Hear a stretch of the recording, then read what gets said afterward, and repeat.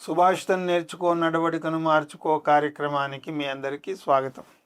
ఈరోజు సుభాషితం అంబా యస్య ఉమాదేవి జనకో యస్య శంకరః విద్యా దదాతి సర్వేభ్యః సనః పాతు గజానన.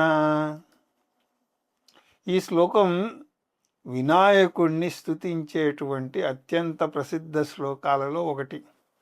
దీని అర్థం అంబా యస్య ఉమాదేవి, ఎవరికైతే ఉమాదేవి అంటే పార్వతి తల్లియో, జనకస్య శంకరః ఎవరికైతే శంకరుడు పరమశివుడు తండ్రియో, విద్యా దదాతి సర్వేభ్య ఎవరైతే అందరికీ విద్యను ప్రసాదిస్తారో, సహా న పాతు గజానన అటువంటి గజానుడు అంటే ఏనుగు ముఖం కలిగిన అతను మనల్ని ఎల్లప్పుడూ రక్షించుగాక. పార్వతీ పరమేశ్వరుల పుత్రుడైనటువంటి గజాననుడు అందరికీ జ్ఞానాన్ని మరియు విద్యను అనుగ్రహించేటువంటి ఆ గణపతి మనల్ని ఎల్లవేళలా కాపాడుగాక.